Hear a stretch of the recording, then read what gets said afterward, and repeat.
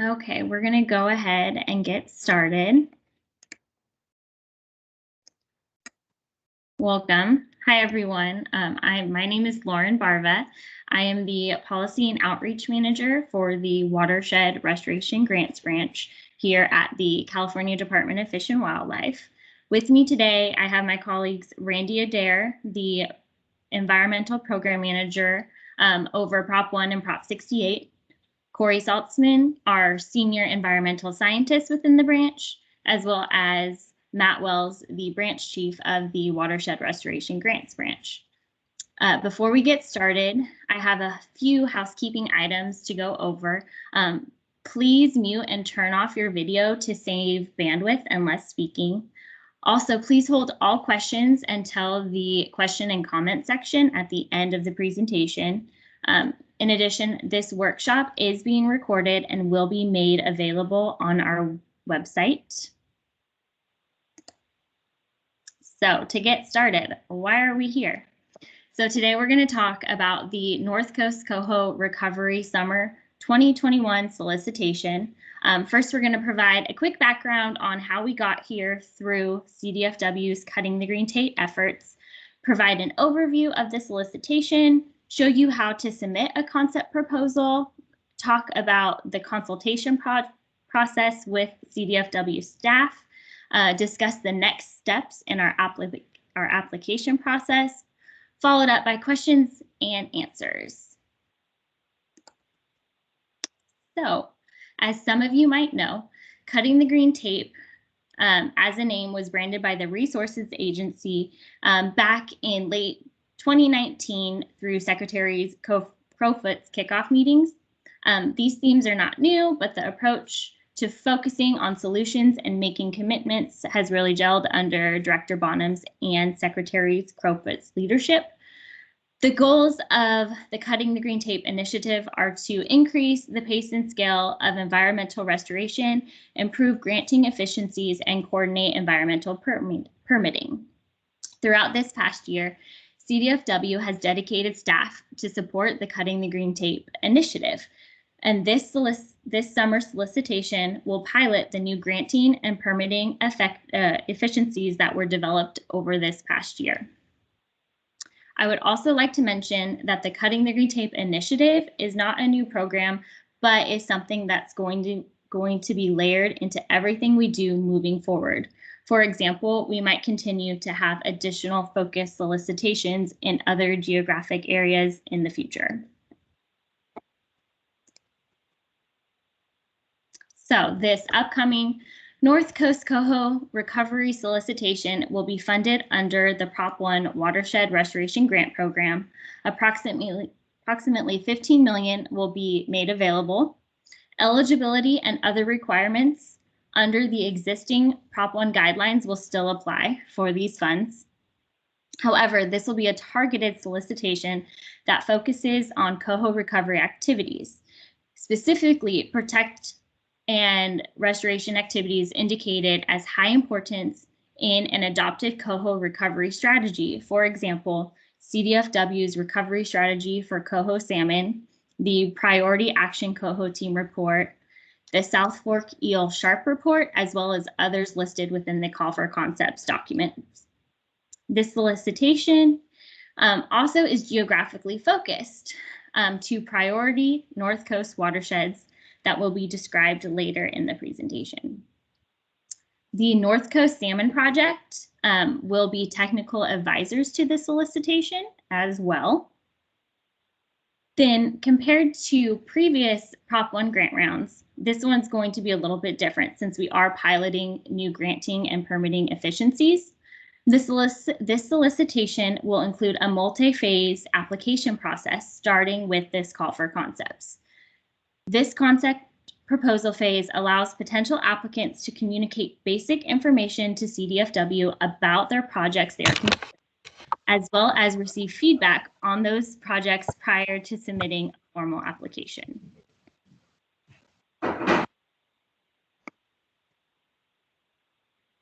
This solicitation is similar to our normal Prop 1 rounds, and the eligible product categories are planning, implementation, and acquisition.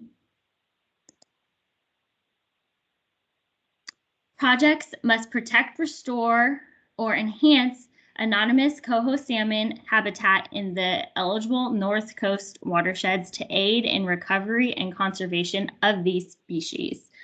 There's a list of specific project activities, such as removing high priority fish barriers, improving in-stream flow quality and quantity, also public outreach and stakeholder coordination. Now I'm going to pass it off to Randy Adair to talk about the geographic focus. Hey everyone. So the geographic focus for this solicitation is limited to certain watersheds. We have the South Fork Eel, the Lower Eel River, some watersheds on the Mendocino coast, the Russian River, and Lagunitas Creek. And we'll go through these. Sorry, Lauren, you can go back and I'll explain a little bit more about how we've chosen these watersheds.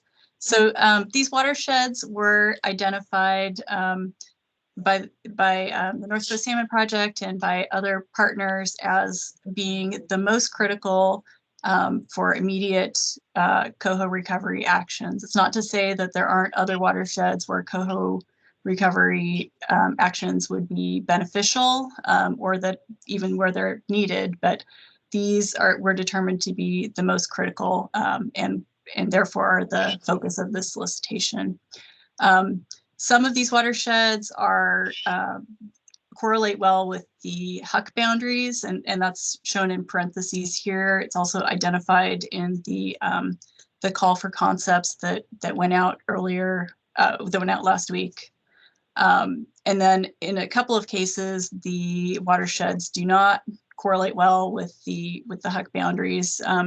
For the Mendocino coast, Pudding Creek, for example, on this first page, there's not a HUC boundary that fits that watershed well. So in those cases, we've identified whether the main stem of that watershed is eligible and the tributaries. So there's some information there that clarifies that geographic scope. Otherwise, you can put the HUC number into a HUC viewer, and you can see that's the boundary of that HUC that's eligible.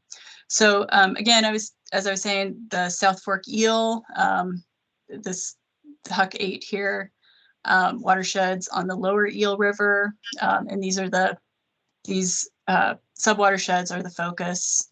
On the Mendocino coast, we have 10 Mile River, the Noyo River, the Navarro River, Garcia River, and Pudding Creek watershed. Next slide. So for the Russian River, we have Mill Creek, which is in the Dry Creek watershed, and we have Green Valley Creek as well. Dutch Bill Creek watershed, this is another one of those ones that didn't correspond well to the HUC boundaries, and the Willow Creek watershed. The Russian River main stem is not part of this solicitation. And then for Lagunitas Creek, the Lagunitas Creek HUC boundary. All right, Lauren, I'll pass back to you. Awesome. So the concept proposal. First, let me mention that this concept proposal phase is optional. Applicants do not have to schedule a consultation in order to be eligible for funding. Now, you might be wondering, why should I submit a concept proposal if it's optional? Well, the CDFW consultation provides an opportunity to discuss eligibility within the watersheds, provide and receive feedback on your project, determine project readiness, as well as the ability to ask questions and obtain advice from CDFW's granting and permitting staff. The process for submitting a concept proposal is simple. You'll fill out the form online, which I'll provide a link to and review on the next slide. Once submitted, CDFW will contact the potential applicant and set up a one-on-one consultation to discuss the project in more detail. We are currently accepting concept proposals on a rolling basis through July 31st, 2021. These are available on a first-come, first-served basis. The sooner you submit, the better. Once the solicitation has opened, to protect the competitiveness of the application process, no further consultations can be done. Projects that seek early feedback will also have an advantage in that they can incorporate the feedback they receive from CDFW into their proposals prior to the opening of the solicitation. So how to submit a proposal. The North Coast Coho concept proposal and consultation request form can be found on the CDFW website at the link shown on the screen, and I believe we just put a link within the chat as well. This is what the page will look like. There's a total of 13 questions. The questions start with basic information such as project title, organization, and the contact person. From there, it's followed up with more specific project information, such as project county, the latitude and longitude coordinates. For this specific section, if your project doesn't have coordinates, you can just put in 00, but we might ask for additional information during the consultation. Also, project duration, project description, things like that. So once the concept proposal has been submitted, a CDFW staff person will review the information, then contact the person identified within the form to schedule and coordinate a consultation. CDFW will make every effort to accommodate schedules. However, since consultations are on a first-come, first-served basis, the early bird's going to get the worm. Submit your concept proposals early to get better consultation times. All consultations will also be done remotely, most likely through Teams, as this meeting is today.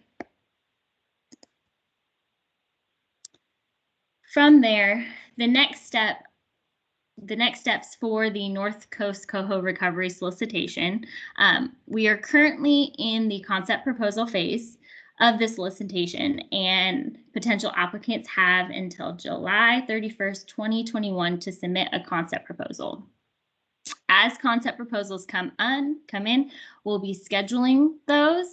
If you submit a concept proposal on July 31st, we'll do our best to get you guys in. We have scheduled some spots in early August, but as I mentioned earlier, the sooner the better. We anticipate releasing the full proposal solicitation notice in late summer 2021. Once released, the solicitation will include 2 additional phases, the pre-application phase and a full application. The pre-application phase will be a short application form composed of primarily checklists and short narrative fields, less than 100 characters or so. This will be used to assess project eligibility, readiness, and feedback will be provided to applicants before they move on to the full application. The full application will include larger narrative fields such as explanation of how the proposal addresses the solicitation, and will include items necessary to prepare a grant agreement, such as detailed budget and scope. From there, we will review and score the projects, and we are looking to award in January 2022. So now, if you have any questions, please either submit your question through the chat or raise your hand. You'll be called upon to ask your question. Corey, do we have any questions in the chat?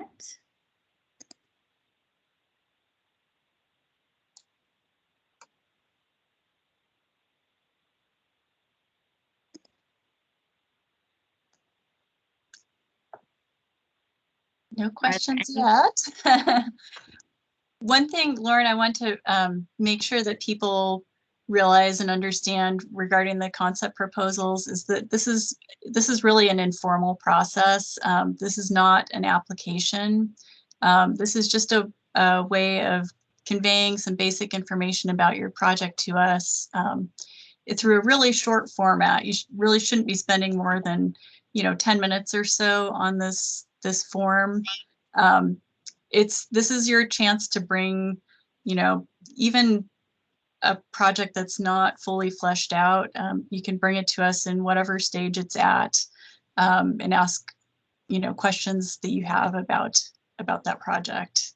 So don't feel like this is another step in, you know, the application. It's really just a very informal process to reach out to CDFW staff and get feedback.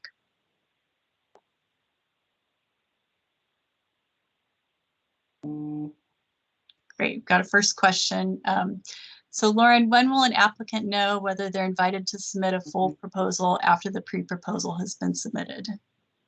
We are still working on the timeline for that, but we anticipate roughly 30 days. Thank you. And second question, is a monitoring project eligible for this funding? Just a monitoring project similar to a scientific project? Or is the monitoring going to be, so okay. Yes. For this grant round, scientific studies are not part of the this solicitation. Those within Prop 1 are strictly for the Delta.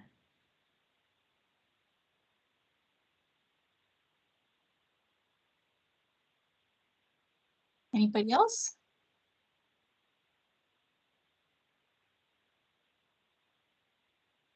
Will there be any programmatic permit coverage associated with this program? Great question. We are still working out the details, but there is a possible programmatic permit coverage using FRGP's RGP 12. So ideally, we are hoping to get federal permit coverage for NOAA, Fish and Wildlife Service, and possibly the Army Corps. Hoping. So next question, what is the application process like after the concept phase? So after the concept phase is our pre-proposal application, and it is a short, probably 4-page yes or no short fill-in application to look at your project in depth and determine whether or not it meets the eligibility requirements, if there's anything that CDFW would want you to clarify prior to the full application. We're trying to make this process streamlined and also let applicants know if their project doesn't qualify ahead of time before doing a full application, but also help those that might need to add in a few more things before submitting the full application. Randy, is there anything else I missed in that? No, I think you captured it. Will we be considering projects outside the priority watersheds at all? Outside of the priority watersheds, no. This is just for those listed within the priority watershed. If your project is on the border and is half in, half out, we'll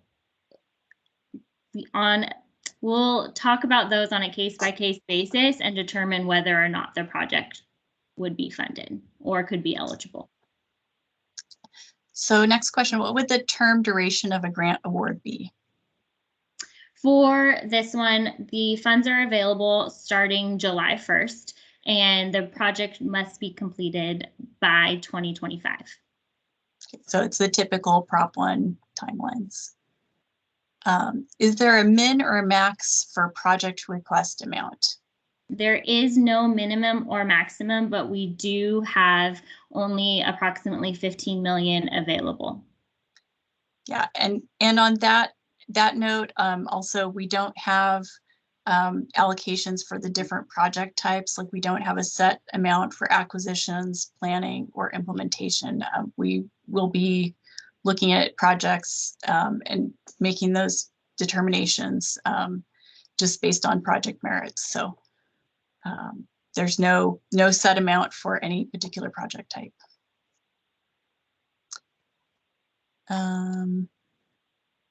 John, you said you had a comment about the monitoring project question.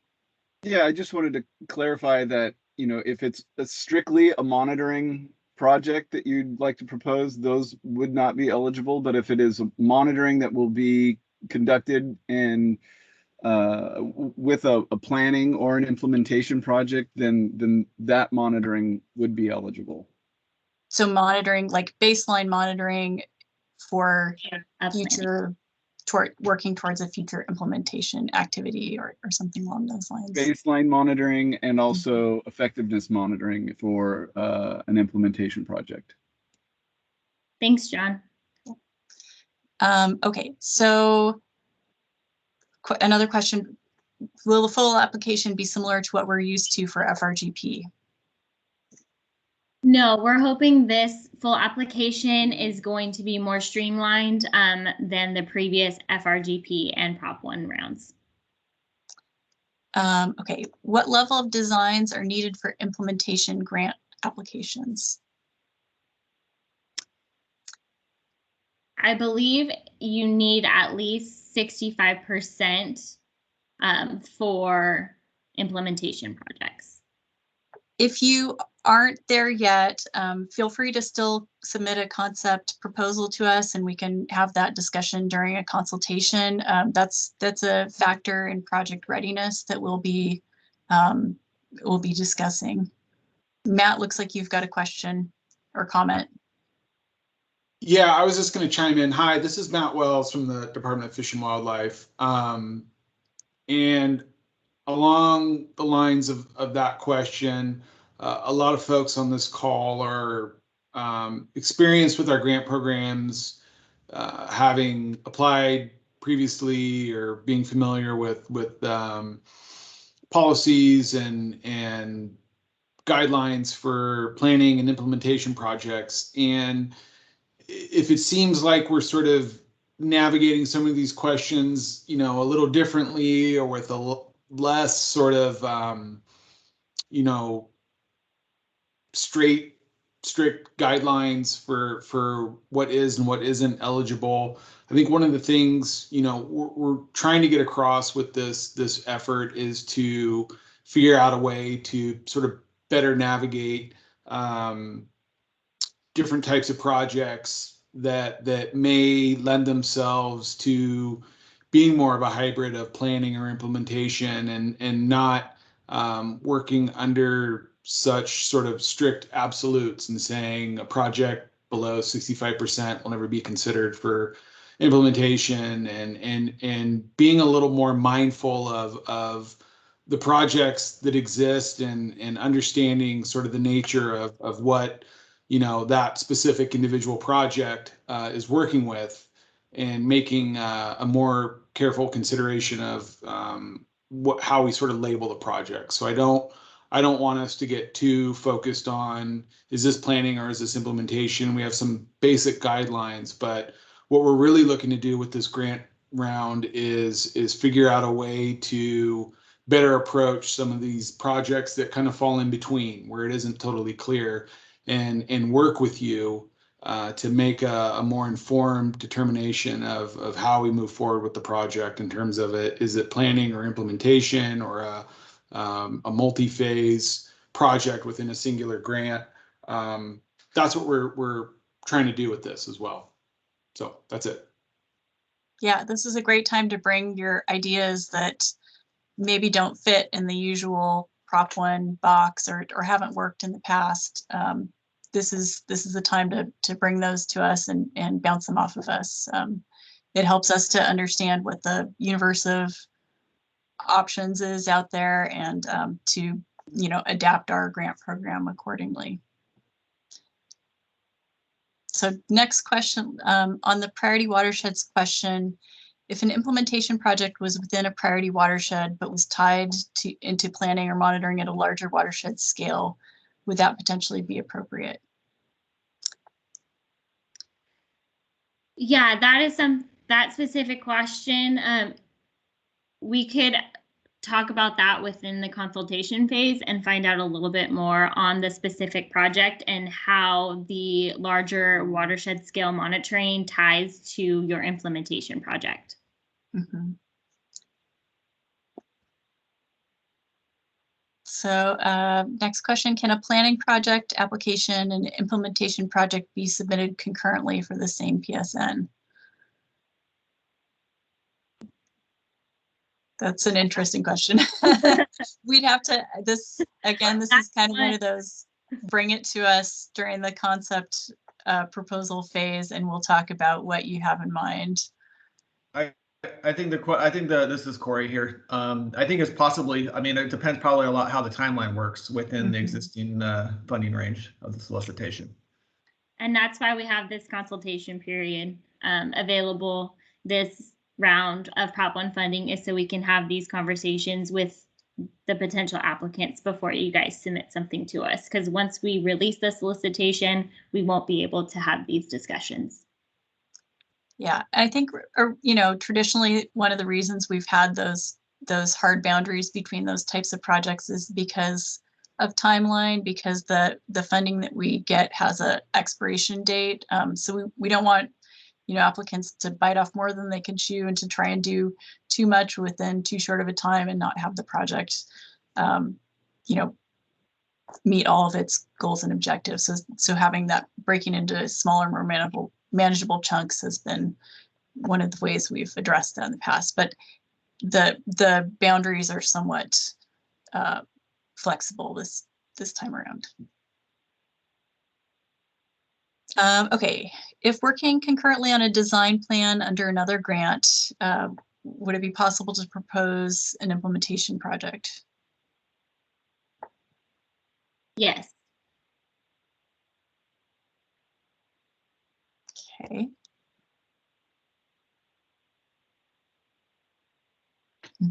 Yeah, so if you're already, you know, like at a certain level of design and you want to move forward through our process with a proposal for an implementation project, as long as you continue moving forward with your design and can kind of show that you have that forward momentum, I think we would be, you know, interested in seeing that proposal.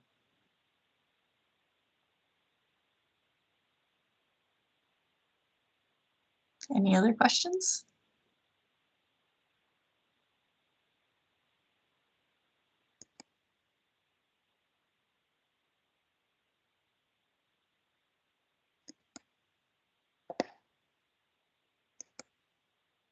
We do have this. This is our email address if you think of anything else.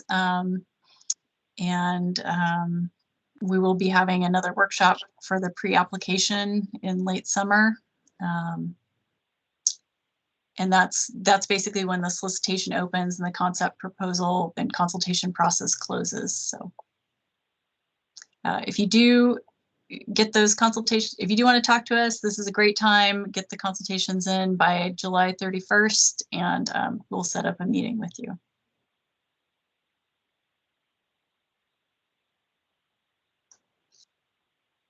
Doesn't look like we have any more questions coming in. Thank you, everyone. Thank you for your time. Hope to talk to you soon. Oh, wait, got one more message. Oh, thank you. And the presentation is being recorded, so this will be posted on our website. And the slides will be made available as well. Thanks, everyone.